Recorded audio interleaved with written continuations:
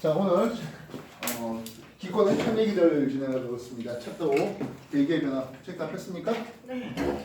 뭐 여러분 책 교재 순서대로 조금 나가지는 않아요. 뭐지 저 세페이드?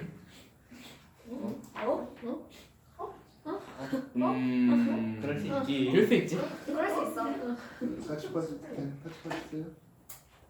자, 1번 얘기해봅시다.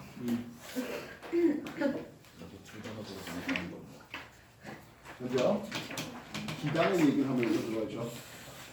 와. 뭐 없어요? 아무것도? 볼펜이 너무 좁고 정리랑 해줘.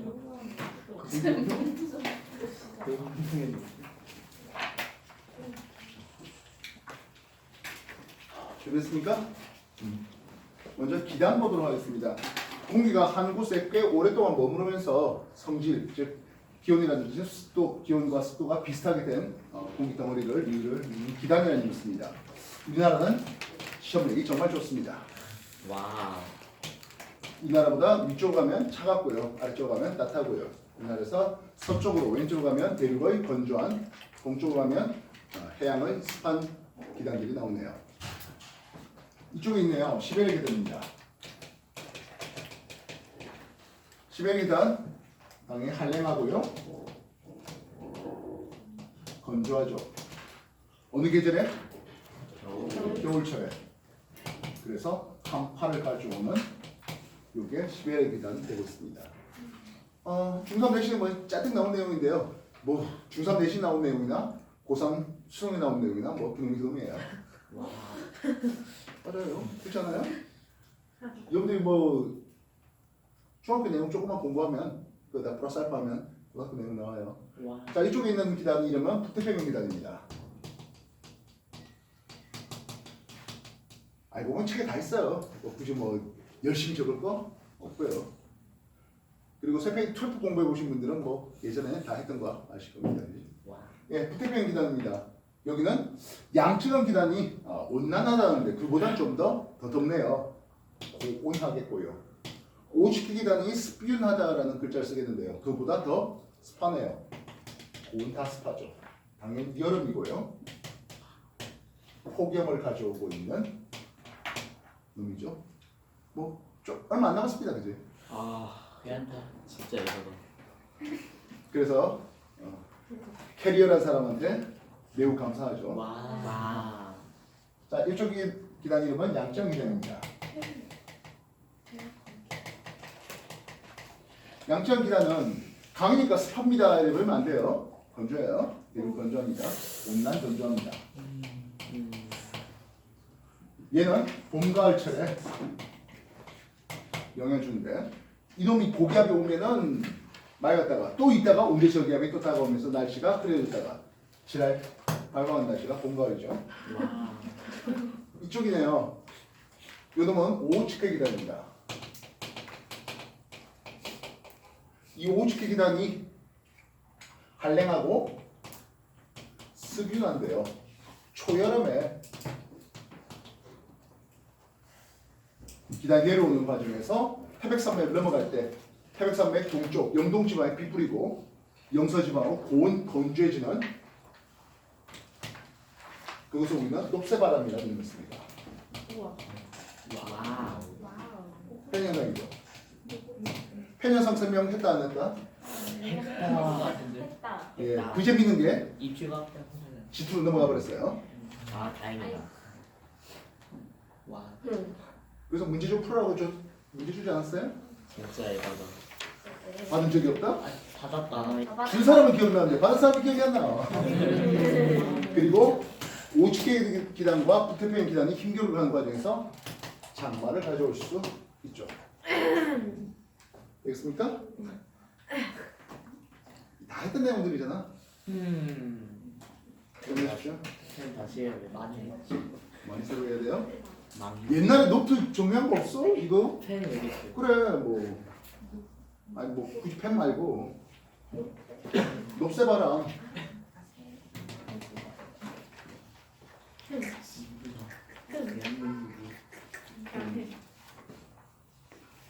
최소한 작년 2학년 다녔던 사람들 이걸 했던 노트를 끊으면 그게 그대로 있잖아요. 지구가 리셋하는.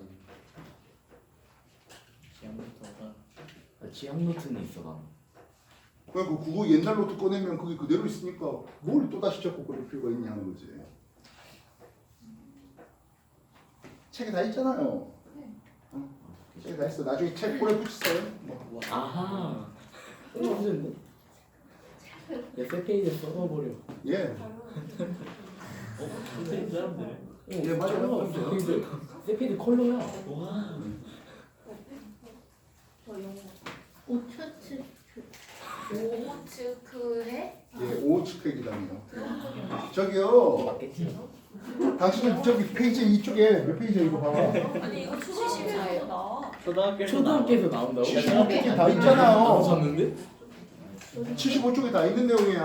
나왜 초등학교 이렇게 때 그림이 달라서 그래. 난 초등학교 때 가사나 수서밖에 몰랐어. 아 아닌가? 기단 이름은 안 나오고 헬랭건도 안 나오고. 그것만 나왔을 거야? 아 소리. 아니 그거 말고 다른 게 나오지 않았어?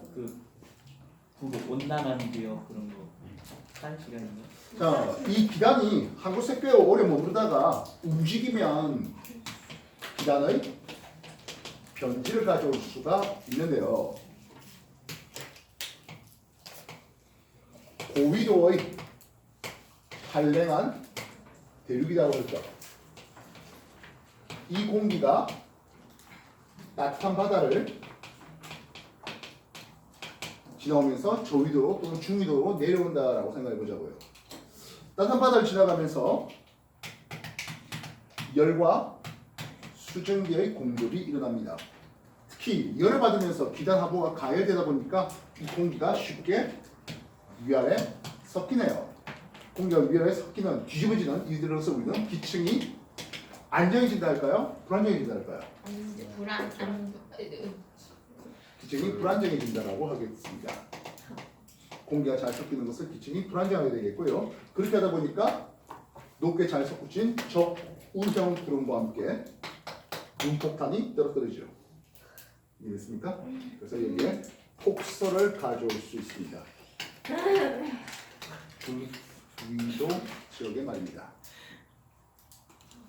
이게 어디입니까 하면 요 시베리아 기단이 남하하는 과정에서 따뜻한 황해바다를 지납니다. 겨울철에 따뜻한 황해바다, 겨울철 바다가 대략 0도에서 2도 정도 되거든요. 근데 시베리아 기단의 그 온도가 영하 40에서 영하 60도 정도 됩니다. 그러면 충분히 따뜻해서 열과 수증기 공급받아서 서해안에 폭탄 떨어뜨리고요. 여기 몇몇 남학생들이 있는데요. 한 5년 정도 후에 유치원을 갈 거예요. 그죠? 잘 가.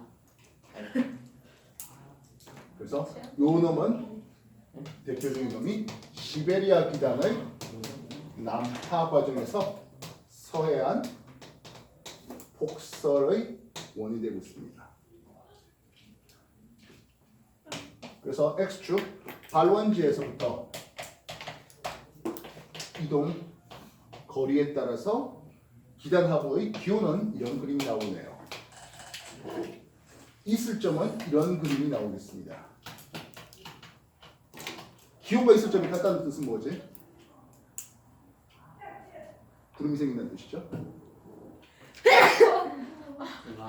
처음 듣는 소리입니까? 기온과 있을 점이 같다. 처음 듣는 소리야? 수증기 응결이라서 구름이 만들어진다는 뜻입니다.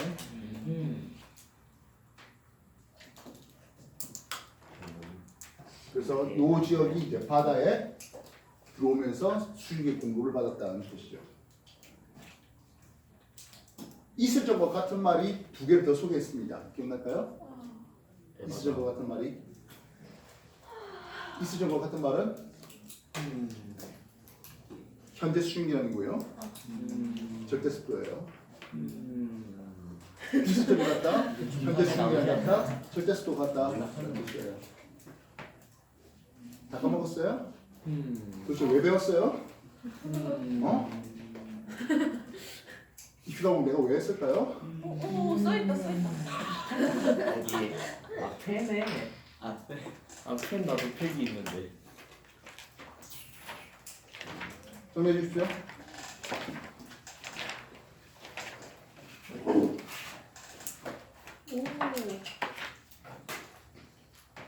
와 필기 안 해놨네.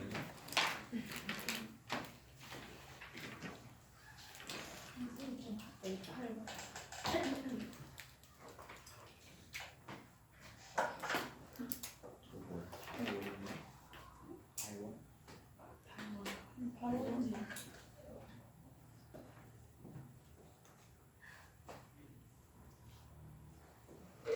자, 두 번째 고기압 대 저기압 얘기를 해봅시다. 여러분 고기압과 저기압 중에 누가 더 관심 있습니까? 둘다 관심 고기압. 없네. 저기압이 당연히 관심 있죠. 아. 왜 저기압 날씨가? 안 좋아요. 아니 근데 우리 삶을 살아오면서 날씨가 좋은 날이 더 많잖아. 와. 정말 그럴까? 오늘 미세먼지 에버랜드 나쁘는데. 놀러 가야 그러니까. 되는데 얼라리야 온대저기에 걸리면서 비 오고 소나기 떨어져요. 와. 있을까요? 그러면 오늘 고기압이 오는 날을 찾아가면 되겠어. 와. 와. 온는데까지 우스갯소리로 기상청 사람들이 야유회 갈 때 비 온대요. 비 온 날을 잘 고른 걸까요? 잘못 고른 걸까요? 처음에는 어릴 적에는 잘못 골랐다라고 생각했는데 커 보니까 잘 고르네요. 이해 못함. 아직 어려요. What? 야유회 가기 싫어요.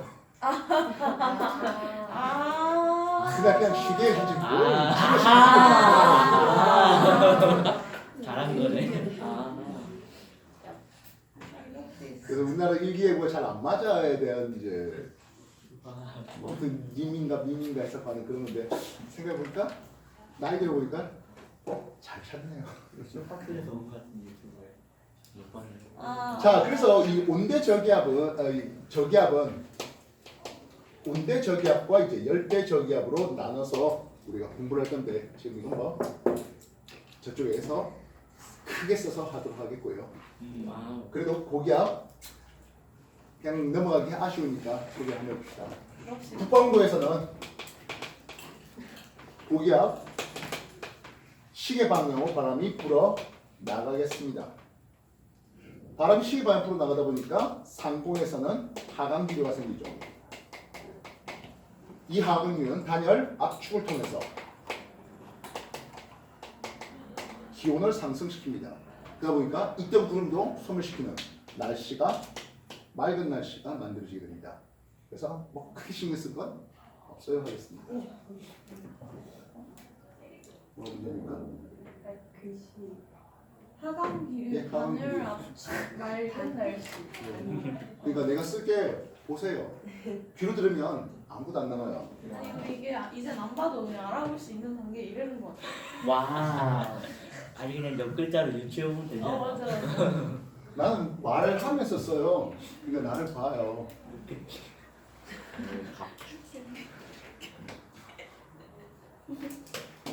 다시 1번. 예.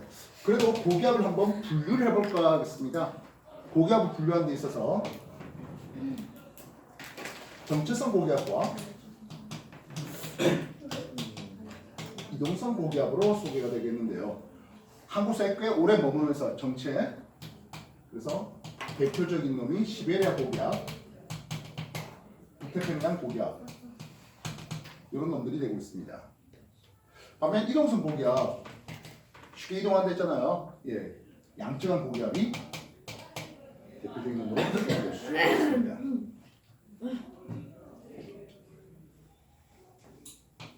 또한 이 고기압은 지면에 대해서 지상의 압력을 한번 측정해 보는데 이렇게 1000 헥토파스칼의 압력을 적을게요.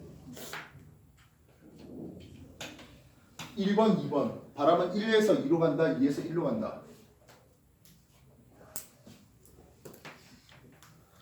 여기 1000보다 높고 이쪽은 1000보다 낮죠. 그래서 바람이 이렇게 나가게 됩니다. 그래서 우리는 고기압이 바람이 불어 나간다라고 하기 때문에 공기가 발산한다는 표현을 써요. 네, 이 더 위의 상봉은 하겠습니다. 900 헥토파스칼, 800 헥토파스칼 이런 식으로 그려지겠네요. 그래서 공기가 지속적으로 바깥으로 빠져나가는 현상을 보게 됩니다. 이해됐습니까? 이것을 음란 고기압, 키 큰 고기압이라는 이름을 쓰고요. 대표적인 놈이 북태평양 고기압입니다. 얘는 어떻게 해서 만들어진 겁니까? 하네요. 여러분들 대기대 순환할 때 헤들리 순환 기억하십니까? 이거 헤들리 순환 기억합니까? 예. 예. 네? 헤들리 순환. 헤들리 순환이 큰 하강하잖아요. 대기대 순환이 큰 하강길인데요. 이게 헤들리 순환의 하강을 통해서 음란 고기압이 만들어집니다. 큰 고기압이 만들어집니다.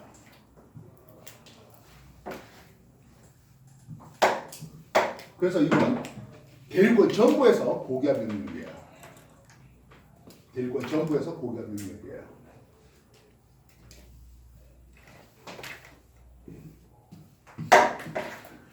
하면 지면에 대해서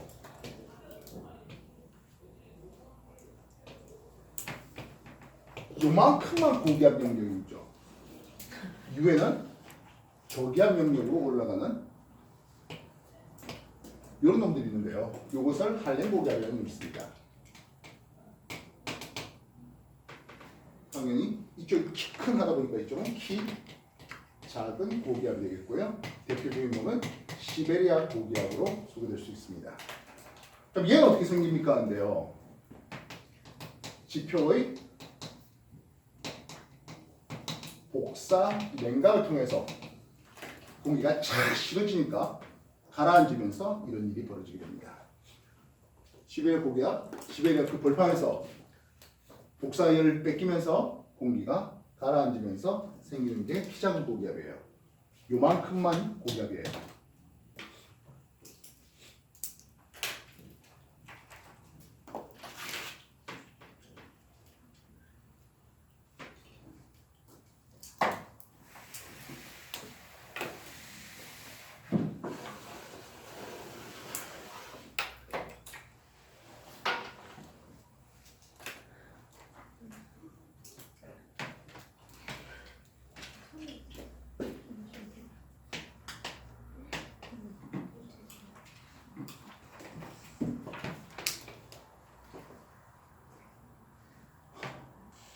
역시 마찬가지 북방구 기준으로 바람이 반시계 방향으로 불어 들어오네요.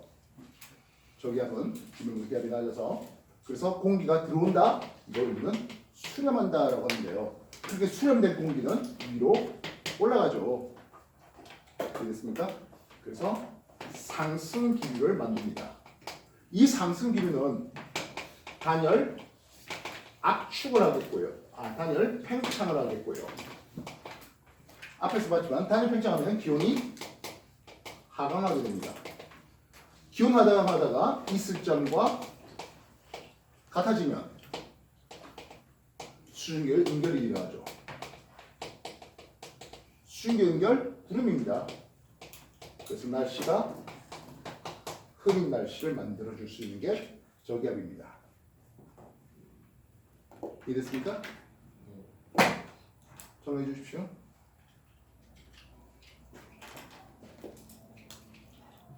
반시계 방향으로 바람이 불어 들어오는 이런 연대인 거죠. 그 수증기 연결 밑에 보면 구름이 만들어집니다. 기름.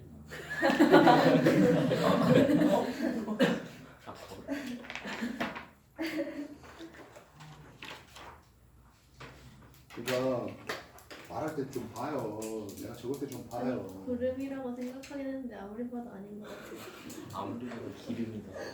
기름 거름. 아니 내가 완전 구름. 누가 봐도 그런 거 아니냐? 이렇게 보는 거는 야 1년만 해봐. 살짝 이런 완전 그냥 팍팍 보인다고. 구름. 구름 빼고 다 보임. 아니 왜? 자, 근데요. 여기 저기압하고 고기압이 준비됐잖아요. 고기압은 하강기류고 저기압은 상승기류였습니다. 그래서 지면에서 바람은 이렇게 불어가네요. 상공에서 어떻습니까? 근데 상공에서는 저기압의 상공은 고압 쪽이고요. 고기압의 상공은 저압 쪽에서 바람이 이렇게 가요. 전체적인 순환이 이렇습니다. 하는 거예요. 이해됐어요? 정리하십시오.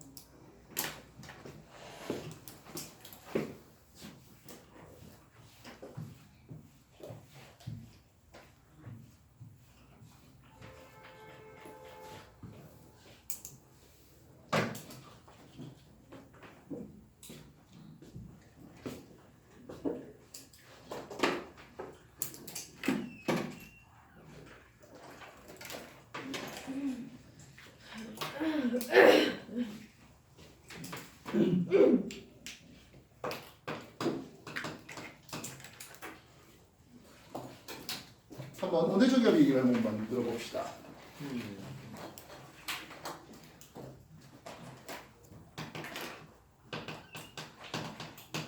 온대저기압 어디서 발생합니까? 하는데요. 한대 전선대에서 주로 발생합니다. 하필 지웠네요. 아까 헤드리 순환이 이렇게 되고 극순환이 이렇게 움직이는 과정을 보게 되는데 위도 한 60도 인근에 간접적인 패렐 순환의 상승과 극순환의 상승이 일어나는 요 60도 인근을 우리는 한대 전선대라는 이름을 씁니다. 요 한대 전선대에서 주로 발생하게 되겠습니다. 그래서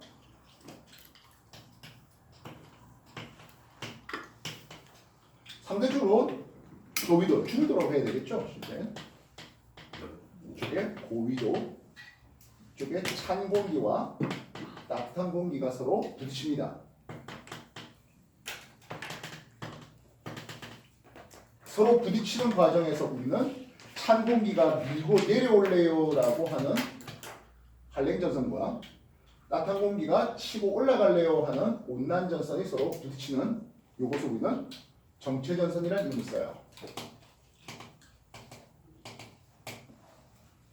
서로 힘겨루기 하는 거죠. 공기덩어리가. 맞죠? 책 다 했어요? 세 번째 페이지 안 넘겨볼래요? 두 번째 페이지인가? 두 번째 페이지에 거기야. 75쪽인가요? 예. 예. 온대저기압 발생 과정에 대해서 조금 끊은 거예요. 책에 다 했어요. 내가 얘기한 건 어딘가 보면 다 있어요. 왜요? 아닌 것 같아요?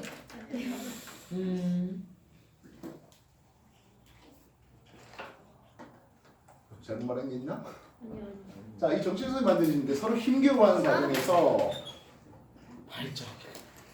왜요? 아니 자꾸 뒤에서 차요. 미안해요. 그런 거야 제가? 맞아, 너 계속 차긴 해 뒤에서. 아니 그냥 의도한 게 아니라 그냥 지습관임. 맞아. 파동이 생긴다라는 표현을 쓰는데 힘겨워하는 와중에 삐끄럭한 거죠. 그래서 찬 공기가 따뜻한 공기를 타고 오르는, 찬 공기가 따뜻한 공기를 밀어 올리고 따뜻한 공기가 찬 공기를 타고 오르는. 그래서 요 정체전선의 모양이 살짝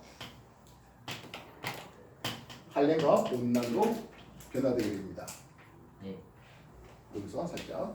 이때 한랭전선 속도가 빠르다 보니까 이런 그림을 그리게 되는데요. 이쪽을 이렇게 해서 이건 상공에서 본 거고 단면을 잘라서 보도록 하겠습니다. 단면 잘라서 보는데 A, B, C죠. A죠, B죠, C죠. 이렇습니다.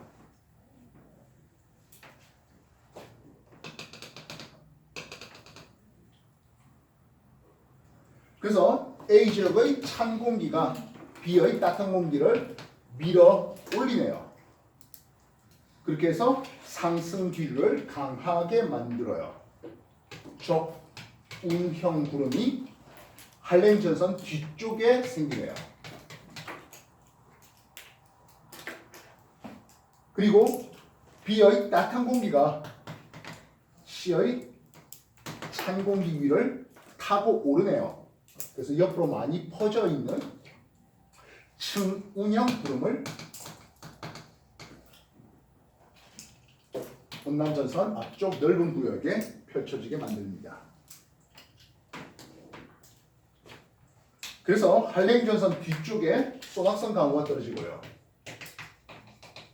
온난전선 앞쪽으로는 뭐 이슬비 정도가 지속적으로 내리는 비가 가랑비가 보슬비가 이렇게 내리게 되겠습니다.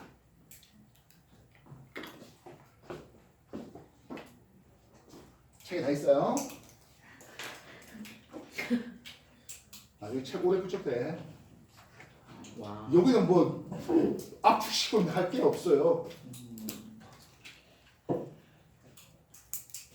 그리고 온대저기압 문제는 여러분들 모의고사 한 1년치 풀어봤잖아요.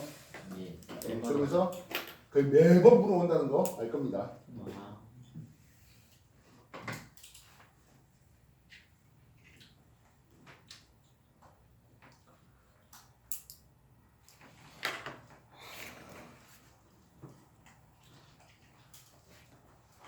우리는 이 온대저기압이 편서풍 타고 서에서 동으로 이동하는 것을 볼 수 있습니다. 한랭전선, 온난 전선을 동반하며 이동 방향은 서에서 동으로 편서풍 타고 이동합니다. 그러다 보니까 C에 있는 관측자 입장을 한번 생각해 봤습니다. C에 있는 관측자입니다. 이 C에 있는 관측자는 온대저기압이 이동할 때 저기압의 중심보다 남쪽에 있습니다. 저기압의 중심보다 저위도에 있어야 됩니다. 이해됐습니까? 고위도에 있는 D의 얘기는 또 다른 얘기가 나옵니다. C에 있는 사람들 얘기입니다. 이해됐습니까? 앞에서 우리가 저기압이 반시계 방향으로 바람이 불어 들어오는데요 라고 얘기를 해드렸습니다. 이 반시계 방향으로 바람이 이렇게 꺾어지는 이유에 대해서는 기압 경도력과 전향력과 대기와 이제 지면과의 마찰력까지 고려해야 되다 보니까 지원에서 가르칠 수 있는 수준은 아닙니다. 기압 경도력 지투에 나오게 됩니다. 내년에 배우세요. 와. 지압은 이해됐습니까? 왜요? G2까지는 배우게 돼. 울트보다 G2가 그래서 이쪽에 부는 바람을 보니까 온대저기압, 한랭전선, 온난전선 가질 때 풍향이 이런 풍향이에요. 남동 불다가 남서풍 불다가 북서풍으로 풍향이 바뀌게 됩니다. C 있는 관측자는요. 그래서 이것을 시간에 대해서 기상변화를 보는데요. C 있는 관측자 입장에서 보면은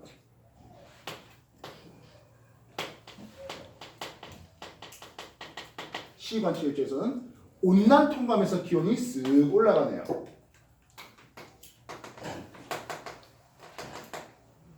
조금 있다가 한랭 통감에서 기온이 뚝 떨어지게 됩니다.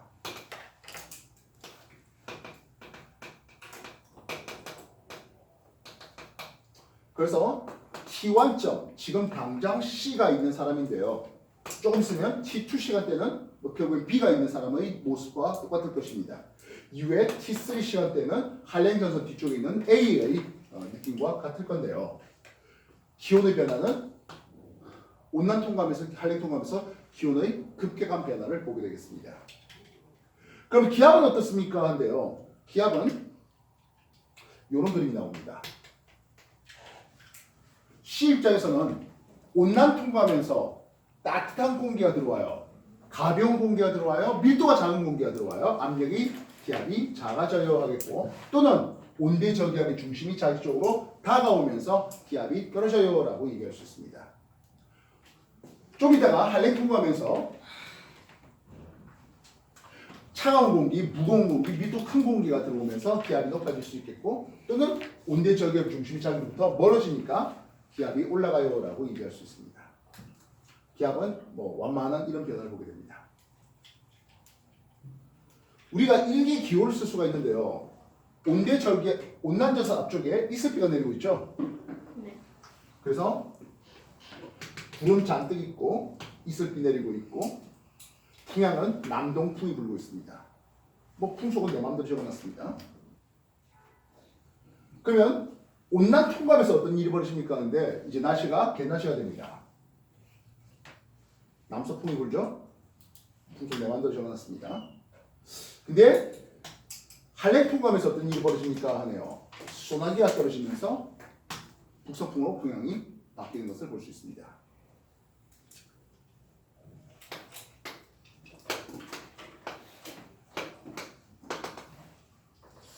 처음엔 남동풍이 불었습니다. T1 시점입니다. T2 남서풍이 불어옵니다. T3 북서풍이 불어내려옵니다. 남동풍 불다가요. 남서풍 불다가 북서풍으로 풍향이 바뀌었습니다. 시계 방향으로 풍향이 바뀌게 됩니다. 한랭전선, 온난전선을 동반하는데 전선이 온난 통과하면서 한랭 통과하면서 풍향이 시계 방향으로 바뀌는 패턴을 보게 됩니다. 물론 관측자 어디 있었을 때? 남쪽에 있었을 때 하는 거예요. 그래서 우리나라에서 서울에서 만약 관측을 해본다 하죠.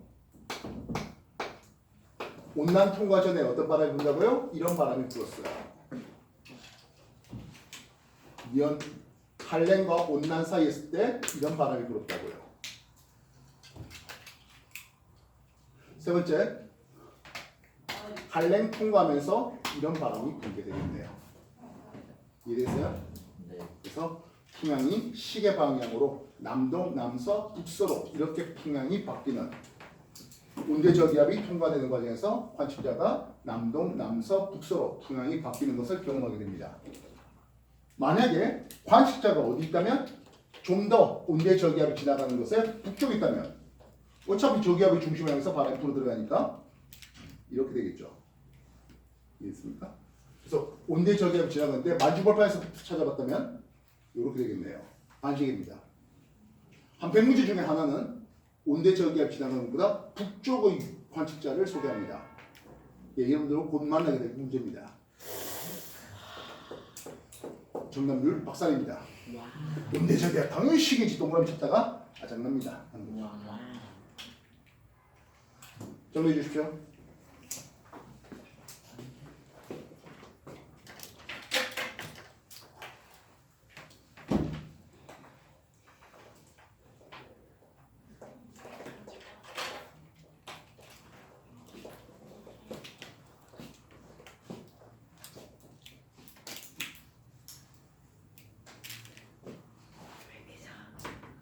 요 패턴을 기억하면 되는 거예요.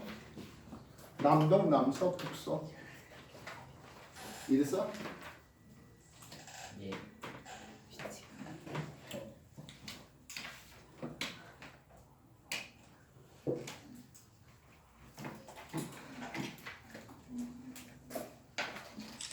다 있어.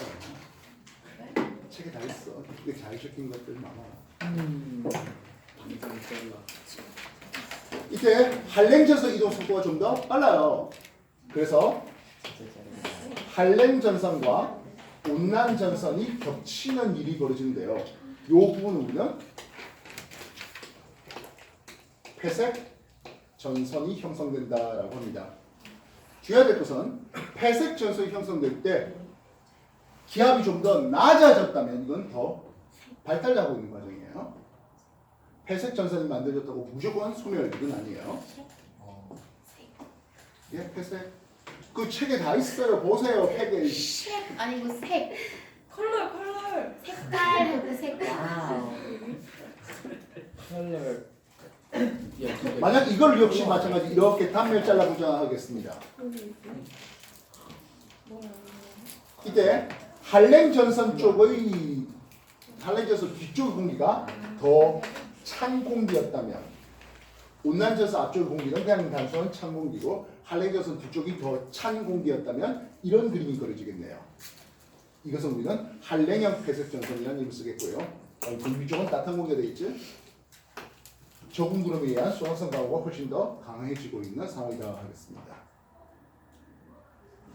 물론 온난전선 앞쪽의 공기가 더 차다면 온난형 폐색 전선이라는 말을 쓸 수 있습니다. 그러면서 이제 나중에 찬 공기가 아래쪽을 다 차지하고 따뜻한 공기가 위쪽을 차지하게 되는 이런 상황이 벌어지게 된다면 이제서 온대저기압의 소멸을 가져오게 됩니다. 와우. 그래서 온대저기압의 에너지원은 무엇입니까 하면 공기 기층의 위치 에너지 차이입니다. 찬 공기가 상대적으로 무겁다 보니까 찬 공기 따뜻한 공기가 이렇게 대치되어 있는 상태보다는 찬 공기가 더 바닥을 깔고 있는 이 상태가 에너지가 더 낮아져 있는 상태입니다. 그래서 그 낮아진 에너지, 그 함수한 에너지가 이 공기를 회전시키고 비를 뿌리게 하는데 사용되었습니다. 그래서 언제 소멸합니까 하면 기층이 찬 공기 따뜻한 공기가 위아래로 분리되면 이때 되면 이제 온대저기압을 소멸한다 할 수 있습니다. 어쨌든 저기압이기 때문에 중심기압이 낮아질수록 더 발달되는 겁니다. 폐색전선 형성되자마자 소멸이라고 얘기하시면 안 돼요. 그래서 저기압의 중심부 기압이 나타난다면 예를 들어서 지금 이 정도 상황에서 980 헥토파스칼인데 폐색전선이 형성되면서 970 헥토파스칼이 됐다면 아직 저기압이 더 발달되고 있는 과정이다 라고 써야 되겠고요. 990 헥토파스칼이면 이제 좀 세력이 약화되고 있는데요 라고 얘기할 거라고요. 저기압의 중심기압을 보고 저기압이 발달되고 있는지 약해지고 있는지 구분하셔야 돼요. 저기압이니까 기압이 낮을수록 더 강해진 거예요.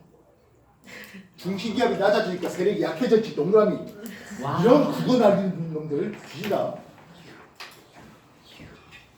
걱정하지 마요. 분명히 모의고사 다음에 풀리면 그런 놈들 나올 거예요. 와우. 박재민이 달렸는데. 아니 무슨 소리야? 맞네. 그래서 국어 딸리네요 한 소리가 분명히 나올 거예요. 얘기하는 거 아니야?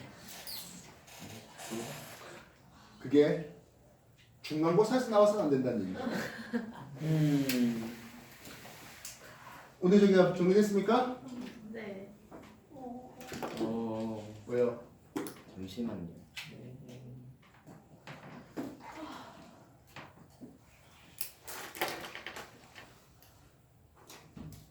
왜?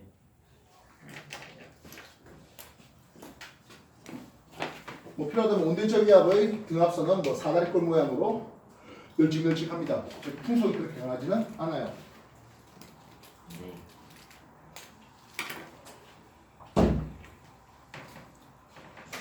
다 됐습니까? 네. 네.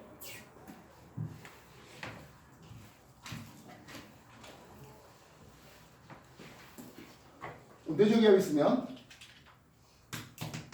열대저기압도 있어야 되겠죠.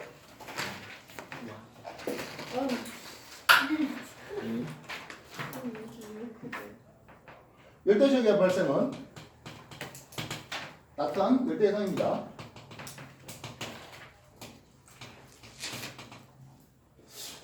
대체로 위도가 한 5도에서 25도 정도 되는 열대 해상입니다. 절대로 적도는 아니에요. 적도 쪽은 전향력이 없어서 공기를 회전시킬 능력이 없어서 적도 쪽에서 발생하지는 않습니다. 국어 잘 하셔야 됩니다. 망했다. 적도에서 발생하는 건 아니에요. 적도 부근하면 그럼 괜찮죠. 문제 잘 보고 적도 부근이 적도를 뜻하고 있는지 이 정도 위도를 얘기하는지 문제 보고 잘 판단하셔야 됩니다. 와. 적도 쪽은 어디야? 쪽. 적도 쪽에서 발생한다면 안 되죠. 이거다. 자, 그래서 적도가 있겠고 위도 30도가 있겠고 위도 30도 적도 사이에서는 이런 바람이 부네요. 누구요? 무역풍 불죠. 30에서 60도 사이에는 이런 바람이 불어요. 편서풍이 불니다. 위도 30도 이 정도를 우리는 전향점이라는 이름을 쓰는데요. 조위도요 여기서 발생한 열대 해상에서 발생한 열대저기압 뭐 다른 이름은 우리나라에서는 태풍이라고 부릅니다. 뭐 허리케인 이렇게 부르는 동네도 있고요. 이게 올라가려고 하는데 무역풍이 어떻게 됩니까? 올라간 걸 밀어주죠. 올라간 걸 방해해주죠. 이해됐어? 무역풍이 부니까 그래서 커브가 이렇게 올라가려다가 무역풍 때문에 커브가 이렇게 바뀝니다. 그럼 이제 편서풍대에서 올라가려고 하는데 편서풍이 밀어주네요. 이렇게 바뀌게 됩니다. 그래서 열대 저기압의 이동은 포물선이라는 이름으로 소개될 수 있습니다. 그럼 이동은 어떻습니까? 근데 아무래도 무역풍대에 이렇게 올라가려고 하는데 무역풍이 밀어주다 보니까 상대적으로 느립니다. 그러니까 편서풍대에서는 밀어주다 보니까 훨씬 더 빠른 할 수 있습니다.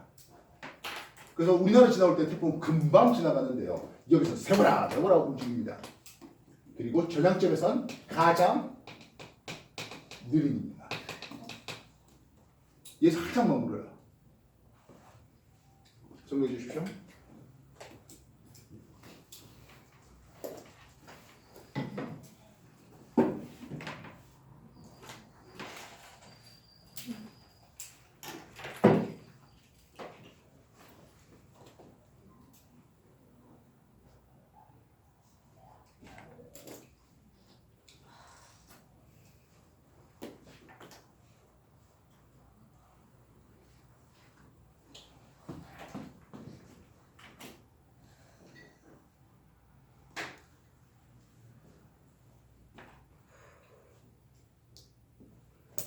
열대저기압의 에너지원은 수증기의 응결열입니다.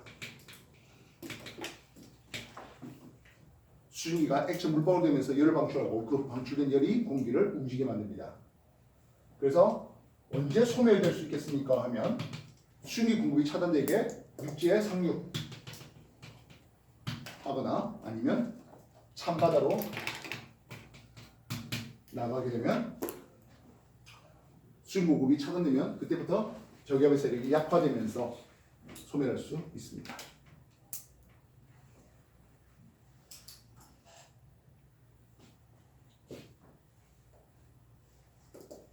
태풍 저기압이지 않습니까? 저기압의 바람이 이렇게 불어오는데요. 진행 방향 오른쪽 보면 편서풍의 방향과 태풍의 방향이 같은 방향이 걸립니다. 여기를 우리는 위험 방향이라는 이름을 쓰고요. 편서풍의 방향과 저기압의 바람이 서로 상충되네요. 여기를 안전 방향이라는 이름을 씁니다.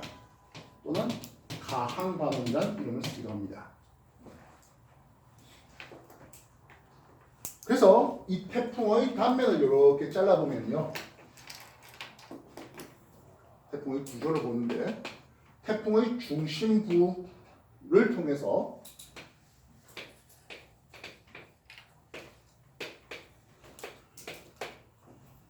단면을 잘라보면 오른쪽 동쪽 방향이 훨씬 더 태풍의 구름이 발달된 걸 볼 수가 있습니다. 위험 방향 쪽의 구름이 훨씬 더 두껍게 풍속도 더 강한 것을 볼 수 있다고요. 태풍의 중심 부분을 우리는 태풍의 눈이라는 이름을 쓰는데요. 아주 약하지만 하강 기류가 있어요. 주의해야 될 거. 하강 기류니까 고기압이다 해버리면 안 돼요. 태풍의 눈은 상대적으로 구름이 없는 대략 뭐 규모에 따라 다르지만 지름이 한 50km 그 정도쯤 되고 있습니다. 여기는 풍속이 매우 약하고 뭐 밤에 별도 볼 수 있는 굉장히 낭만적인 곳이 되고 있죠. 와우. 태풍 와 하고 있다가 갑자기 조용해집니다. 와우. 그때 끝났나 하고 나가면 이놈한테 나갑니다. 와우. 그래서 태풍의 중심부로부터 바깥으로 빠져나가면서 기압의 그림은 이런 그림이 나오죠. 태풍의 중심부, 태풍 중에 가장 기압이 낮아요. 반면 풍속은 나오고 있습니다. 이런 그림이 풍속이 되고 있죠. 이 중심벽 이쪽에서 가장 풍속이 빠릅니다. 책에 다 있어. 어디가 보면 다 있어.